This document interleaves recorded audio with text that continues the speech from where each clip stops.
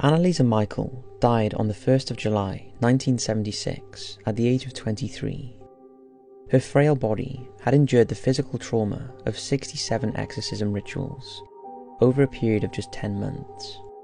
She was finally free from the demons that had seemingly possessed her. A possession that was so horrific that her story was used in the making of the movie The Exorcism of Emily Rose. Let's take a look at her terrifying story. Anneliese was born in Bavaria, West Germany in 1952. She came from a very devout Catholic family, and they regularly visited church together. At the age of 16, Anneliese experienced her first seizure at school. She lost consciousness, and that night she awoke to an overwhelming feeling of fear and dread. Unable to move, she later came to believe that that was the moment that the demons entered her body, and her horrific possession began. A year later, after suffering a similar episode, her mother took her to their GP, who referred her to a neurologist, Dr. Luthi. A brain scan showed no cause for concern, but over the next 3 years, after many more episodes, she was diagnosed with psychosis caused by epilepsy, treated at a psychiatric hospital, and given the appropriate medication. But at the time of her death, 5 years of psychiatric medication had failed to improve her symptoms. By 1973, Anneliese became depressed and withdrawn. She started to spend more and more time alone in her room. She began to hear knocking sounds emanating from inside her closet and on her walls and ceiling. Her mother started noticing that she would stare resentfully at a statue of Virgin Mary, and on doing so, her eyes would turn jet black. Once again, she returned to Dr. Luthi, and there she told him that she was having hallucinations. She said that she could see the devil's face everywhere she looked, and hear demon voices whispering in her ears, telling her that she would rot in hell, and that she was damned. She confessed that she felt as though the devil was inside her. She also complained of being able to smell burning fecal matter. According to Anneliese's mother, Dr. Luthi advised them to see a priest, because he believed that Anneliese was suffering from a demonic possession, an allegation that Dr. Luthi later denied. She was diagnosed as neurotic by a psychiatrist, and her epilepsy was confirmed by another neurologist, and once again her medication was changed. But her behaviour deteriorated, and by the summer of 1975 she was suffering from extreme insomnia. She refused to visit church anymore, insisting that even trying to enter through the doors was just too physically painful. Anneliese began to eat any spiders and flies that she could find around the house, and would urinate on the floor before kneeling to lick it up.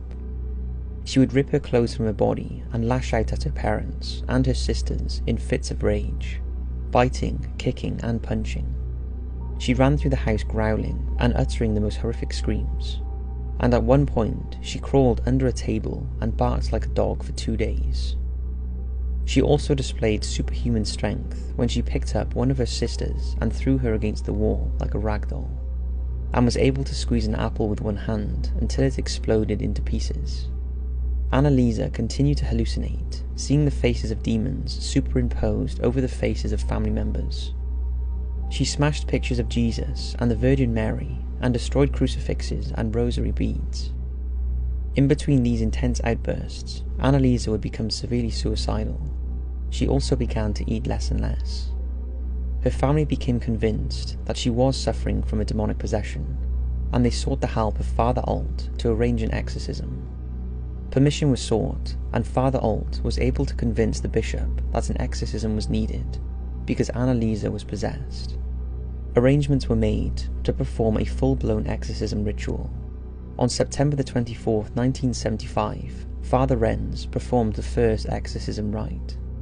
Over a period of 67 sessions, 42 of these sessions were recorded, and these audio tapes are intensely disturbing to hear. I will play them for you now, but I warn you, they are not for the faint-hearted. Take a listen.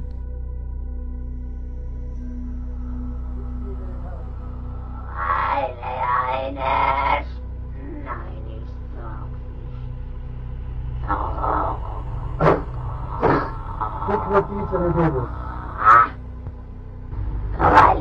sterke. Oh, halt Maul. Ja.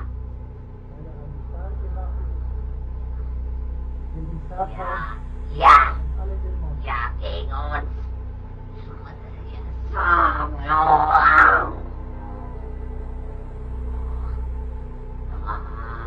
Los, du hast eine gewaltige Macht.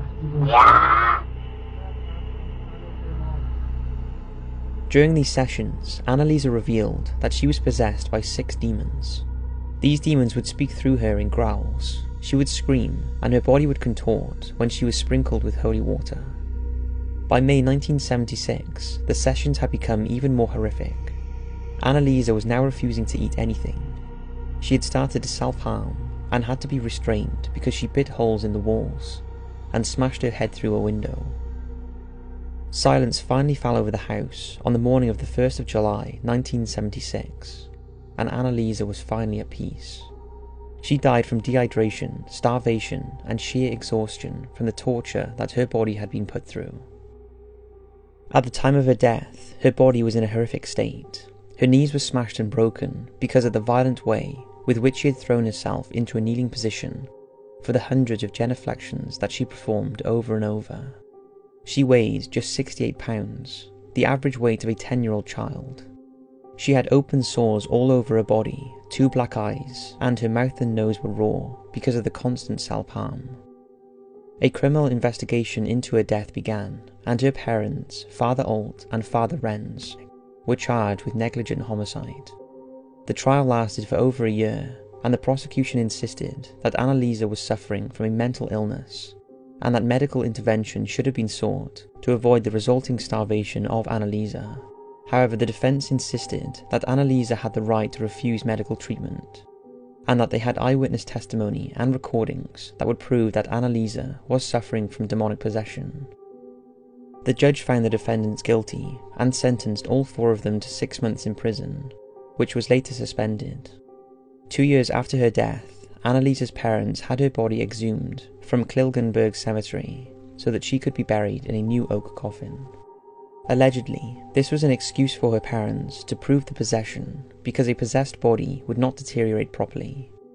Her parents were not allowed to view her body, and photos taken by police were never released. Anneliese's grave can now be seen from the bedroom of her family home where she died, and this, and the chapel that her parents had built in her honour, has become a place of pilgrimage for devout Catholics.